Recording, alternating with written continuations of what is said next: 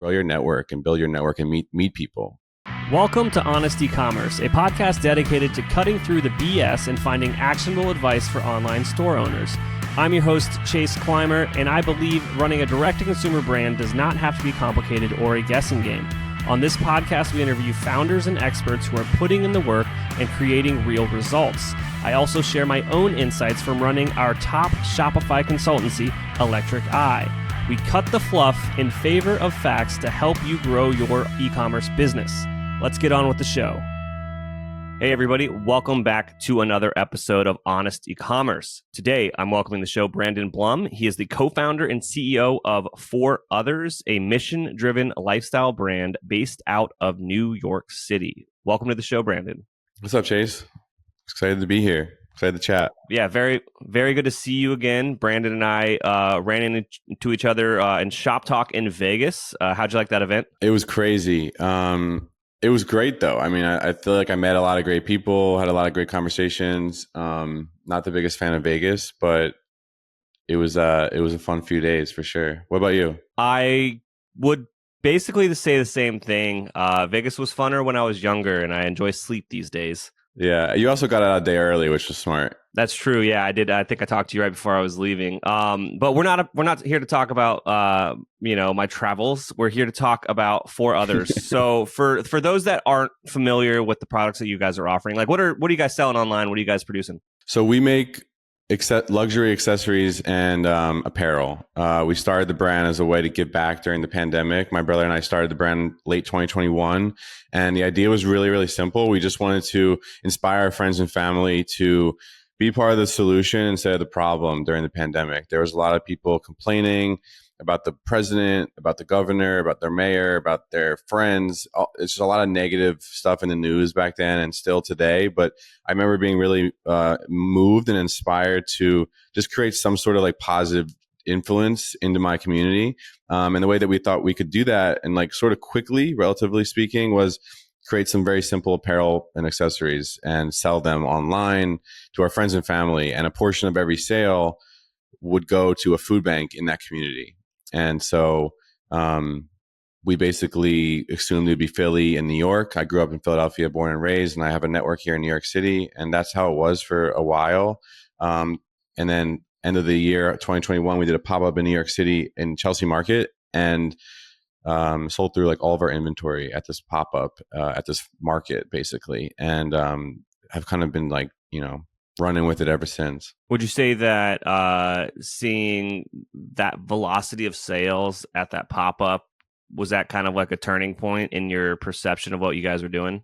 1000%. And it's always funny. I joke about that moment being such a crazy moment for me because in the brand, because I don't think we had, and I still feel this way in a lot of ways, but I feel like we had no idea what we were doing, right? Like we didn't have brand labels on the back of the hoodies. We didn't have hang tags. Like we were literally pulling up to that pop-up with, I think it was 3 suitcases of like tees and hoodies and hats, like in no particular order, and just kind of like threw a bunch of stuff in a suitcase and put it under a table. And like every time someone would be like, "Oh, do you have a large and like the natural hoodie?" We literally would like whip this suitcase out and like open it in front of the whole market and like try and shuffle through the suitcase to find the large. Like we had no situation. We just didn't like know what to do really. And so like from that moment on, we started figuring that stuff out. But that was a turning point. It got us really, really excited and felt like that was like the first time we really acquired customers, so to speak. Absolutely. Let's take that moment and go back a little bit because there's a lot of things that led up to that moment, right? Mm-hmm. So you kind of have the impetus of this is the pandemic and the negativity that you see in the world. How long was this brewing in your head before you decided to take action? How long was it where you were quote unquote building the brand? What do those steps look like? Yeah, it took a couple months. Again, like we wanted to create something that didn't take forever to develop. I don't have a background in apparel. My brother doesn't either. And I come from a marketing and advertising background. My brother comes from more of like a software engineer background. So very far away from the fashion world. I would say it took a couple months of us like kind of going back and forth. I remember vividly a conversation like the first time we were like, let's like, originally we created the idea as sort of a way to like hand off to the companies that we worked for to like do this internally. Like that was the original sort of like idea. And then we sort of I think what we did was we realized like that was going to be hard. There's so much red tape. We both worked at big companies at the time. We were like, this is never going to like make it through.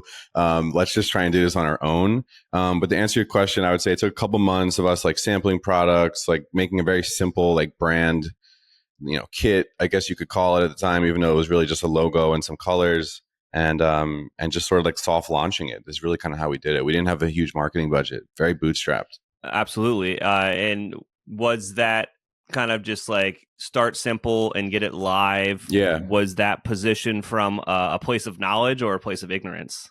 I would say the latter, mostly. I also feel like there's a lot of paralysis by analysis, right? And I'm always mindful of that, like not to get too caught up in overthinking things. Like we just kind of wanted to get stuff live, and like we didn't know what was going to be our best sellers. And I know I talk to a lot of students now and at different schools, and like I noticed sometimes in their presentations or whatever the case may be that they're like projecting things about the business. And I'm like, well, you're not honestly going to know those answers. You're not going to know what your best sellers are going to be. You don't know that 20% of your sales are going to come from that product. Like, you really have no idea until you actually launch.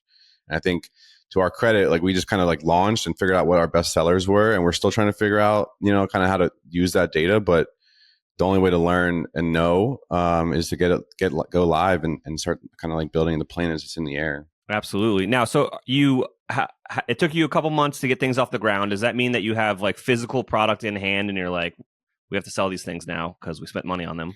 Yeah, basically, with a very little like marketing budget. Like we just posted on our social medias and like started posting on Instagram, and we were lucky to have some friends and family that were like excited and bought stuff early, because it's not like we had like a huge budget again. But yeah, it was like sampling products, during the pandemic. I think we were both working from home, and like I think I had a lot more time to work on stuff like this on the side. And yeah, it just took a couple months, and we just got it live. I think it was out of ignorance, like you said. We didn't overthink it. Now I would do stuff so much differently, I feel like. Absolutely. Well, let's talk about, you mentioned that you were doing this on the side. Was there anything in your previous career that came over and helped you kind of launch for others and help you maybe find some initial success? Oh, 100%. I was lucky to work at some really great companies in New York City before. I worked in advertising. So I worked in digital media, digital marketing for about 7-8 years. I worked for Atlantic Media, the Atlantic magazine. I worked for Meredith Corporation, and I worked for Axios Media before I left and started working on this. And I wasn't doing anything fashion related, like I said, but I was really I was like sort of at the intersection of like the digital marketing world at the time. Like I was a project manager, account manager for all these companies. And so I was able to work with like the creatives. I was able to work with the sales team, the ad operations team. And not that I'm doing that really anymore, to be honest, but I am able, I feel like, to take those skills I learned in just like managing projects, communicating, and just executing, even in a space completely different. I do feel like I learned a lot from those experiences, for sure. Absolutely. There is having a good project manager on whatever you're working on is a blessing, Totally. because things are always getting moved forward. Nothing's getting lost in the sauce, and expectation setting, and making sure everything's in scope. Like, it's so useful to have someone that kind of understands the full and asks questions that people haven't considered. That's always where things go off the rails. Yeah. And it was like a lot of like trial, learning kind of on the fly at in these roles. Like I look back and I was like, I was really doing a lot. Like, you don't think you are, because I feel like they always make you feel like you're not doing enough. But at least where I worked in media, that's corporate life. Yeah, in media, it was just like I say I was like a train conductor. Like I was just keeping the trains running on time. Like it was like one brief and then another brief and then another brief, and then it's just like it would never end. And that's part of the reason why I sort of wanted to go out on my own and just kind of get away from that, because it was really exhausting and thankless in a lot of ways. But yeah, I was surprised when I was surprised at how much of a skill that is project management. It is a skill, and you do have to learn by doing it, I think. Hey there, merchant. Are you tired of trying to navigate the wild world of e-commerce on your own? Are you looking for a partner to help you achieve your goals? Look no further than the Shopify Plus agency Electric Eye. Our team has a proven track record of helping our clients make millions with strategic design and development. Whether you're migrating from a legacy platform to Shopify, designing a new theme for your store, or just looking to optimize what you already have, Electric Eye is the perfect partner for you. Electric Eye are true Shopify experts. Not only is our Shopify knowledge unparalleled, but we have partnerships with all the best tech in the Shopify ecosystem. And don't worry, we're easy to get a hold of. Our clients rave about our fast communication. So here's the deal. If you're an e-commerce business doing over $1 million a year, you can receive a complimentary Shopify diagnostic from our team of experts. That's free, personalized, strategic recommendations to improve your store and grow your business. To get started, head on over to electriceye.io/connect to schedule an intro call with one of our experts. That's electriceye.io/connect. You guys go and you get into this marketplace pop-up, the Chelsea Market pop-up. Was that like a goal, or was that just, again, right place, right time, luck? Yeah, that's a good question. I remember at that time we were looking for ways to kind of get in real life and that was a place that we found. I think I actually walked through it sort of randomly one day in New York and was like, oh, we could sell our stuff here. Like, this could be cool. It was like a market of like a bunch of like makers. You know, they were selling clothes and jewelry, and there's like a tattoo guy there. It was all kinds of things. But yeah, there wasn't a goal, I would say, like big goal. But when I saw that market existed, I remember being like, I want to be in here. I want to see if we can sell some product here. And then, so you get in, you do it, you sell a bunch of product. Yeah, exactly. And also, like, I have to say, it was also like a frothy environment at the time. If you remember, like, a lot of people had a lot of money, disposable income, stimulus checks, just like people weren't going out. And I remember thinking like, and this is kind of, it's an interesting thing to talk about, but like, was it fool's gold? Like, did we have something, or did we, were we just at the right place at the right time and like had a mission driven brand and people thought the product was nice and they just wanted to support it? Because now in some ways we've done pop-ups since, and we haven't done as well as we did back then when the brand wasn't, I would say, was like 10% of what it is today, I would say. Absolutely. And that's very honest of you. There was a lot of bumps in people's kind of sales during the pandemic because of those factors that you just mentioned. There was a lot of disposable income. People weren't leaving their houses and they just wanted to buy things to make them happy. And it was a very interesting environment to be in, like on my side as like an agency person. It was like, there's a lot of like companies made a lot of money that almost, it's like, how did you do that during those times? What is it? Was it all e-commerce companies that just sort of like, they kind of popped out of nowhere, or were these like existing brands that just started taking off, or both? Both. I mean, you can see it through the channel. I mean, I know any listener out there, like almost every guest has a pandemic story these days, either good or bad. It's like their products got lost in the canal, or like they sold through everything and couldn't get enough. It was all over the place. And then I think that just now retroactively, a lot of brands have finally realized that, that wasn't sustainable growth. And they're back to, I hate the word new normal, but it's like they're back to where they should have been. Yeah. And they are readjusting a lot of projections that they put out there for the business.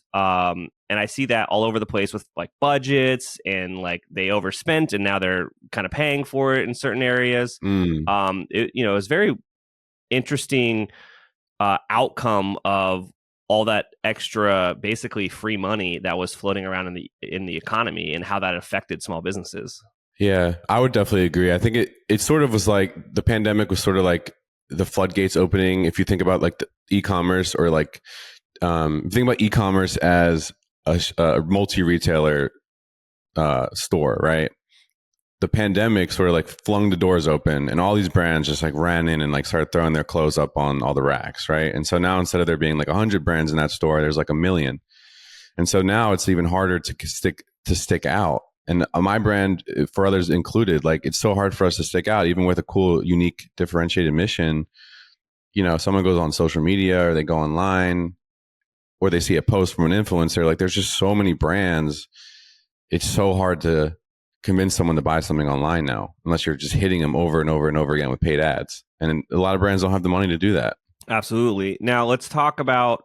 I want to get to how you guys are attempting to do that, but I do want to take another step back. So, after you guys have the successful pop up, when do you decide to go all in on the brand? When you quit your day job, and what was going on within the business to help you make that decision? Yeah, so it was early 2022, and I remember thinking, I'm going to work on this brand. I'm also going to, take some freelance projects on the side. I had some family and friends that helped me with some projects, and I just kind of really was itching to kind of get out on my own. I don't know if it was like corporate fatigue or what have you, but I wasn't fulfilled. I was very frustrated in my career, and I don't know if it was like business school, if it was like just build a brand and get that as far as I could, and that would be my business school. Which retroactively looking back, I argue that it is and it was. And I figured, like, look, worst case scenario. This is like right at the beginning of 2022. I was like, worst case scenario, this doesn't work out at all, and 3-4 months later, like I could go get a job. Like I felt strongly that that was the case, and I didn't realize how hard it was. The further you swim out from the boat, the harder it is for you to turn around and be like, I'm going to go back to the boat. So I didn't know that was coming until I started swimming. But because now it's like, it's so hard for me to think about going back to get a full-time job. But that was the thought. It was like, let me work on a couple of these projects, see how far I can get them, and have that freedom that I was yearning for during my corporate career.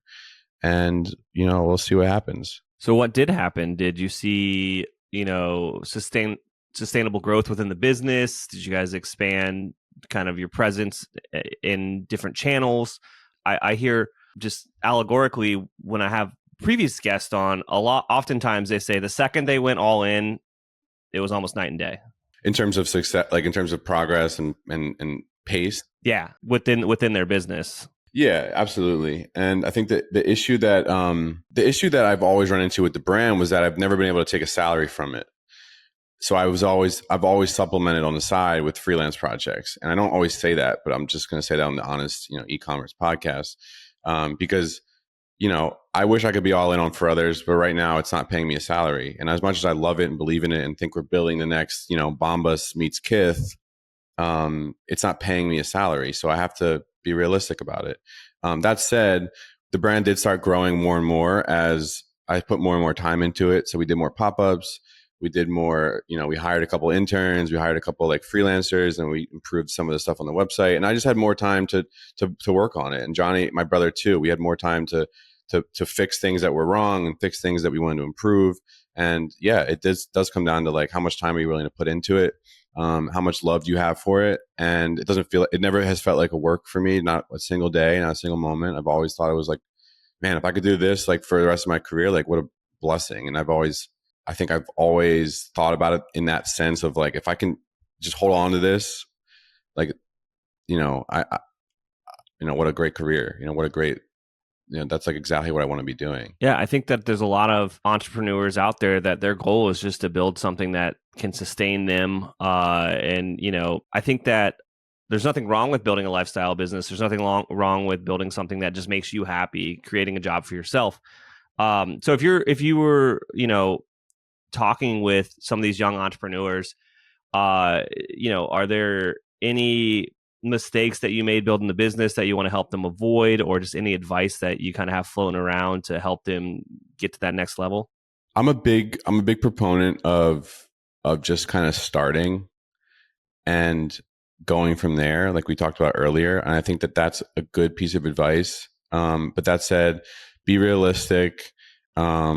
Always check inventory, literally and figuratively, on the brand, on the business that you're starting, like what's working, what's not working, and just keep kind of going. And the biggest thing is that I should have said from the beginning is just like, grow your network and build your network and meet people. I can't tell you how important that's been for me and the brand and everything I've done. Is just the network. You kind of, I know there's the saying that most people probably on the pod or listening have heard, but your net worth is your network. Or your network is your net worth. It's true. Like it really is. Just meet people. And I know like, schools are a great way to do that.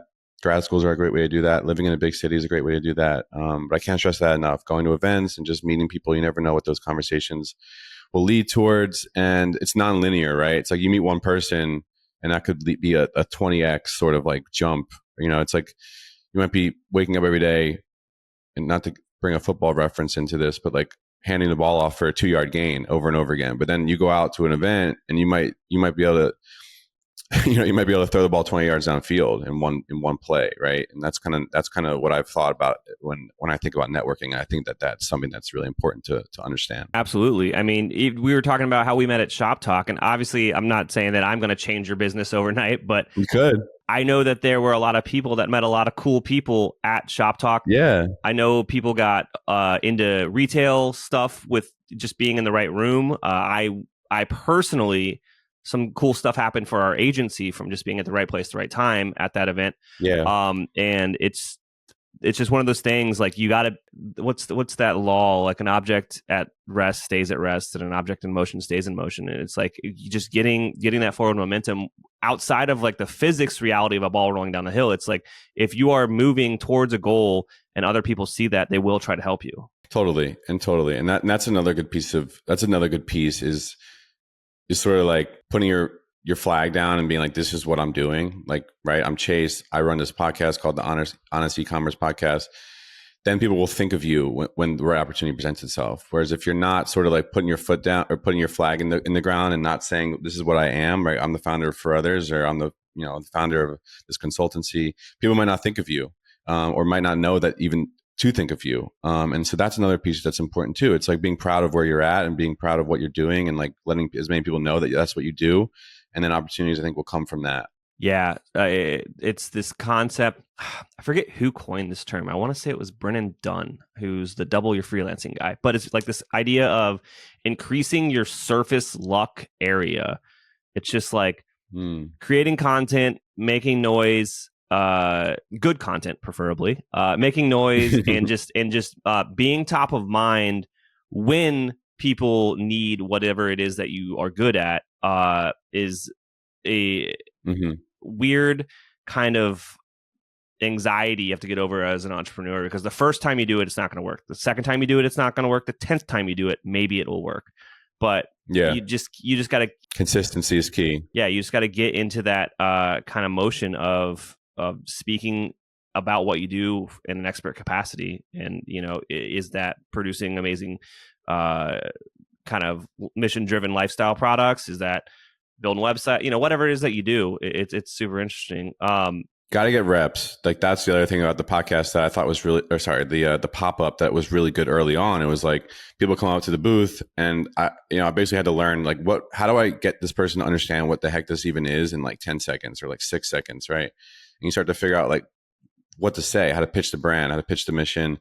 And that's sort of like pitching the brand hundreds of times a day for like months, weeks, years.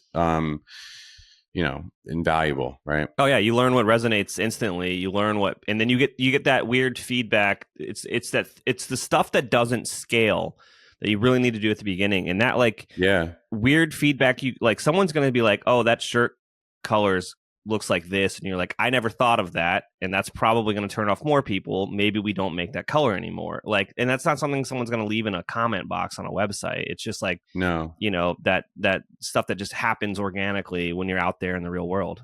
Yeah, absolutely, I agree. Awesome. So we've been talking a lot about, obviously, the brand that you built and these awesome products. If I'm listening and I want to go check it out and support you, what should I do?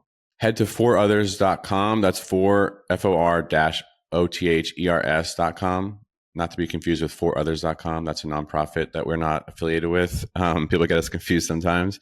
You can also go to Instagram, shop for others, TikTok, I think we're Shop for Others. And you can also shoot me an email, brandon@for-others.com. Awesome. Love to hear from everybody. Brandon, thank you so much for coming on the show today and sharing your story. Thanks, Chase. I really appreciate it. It was good to see you again, and hopefully we'll talk soon.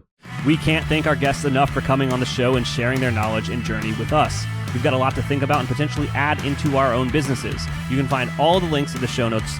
You can subscribe to the newsletter at honestecommerce.co to get each episode delivered right into your inbox. If you're enjoying this content, consider leaving a review on iTunes. That really helps us out. Lastly, if you're a store owner looking for an amazing partner to help you get your Shopify store to the next level, reach out to Electric Eye at electriceye.io/connect. Until next time.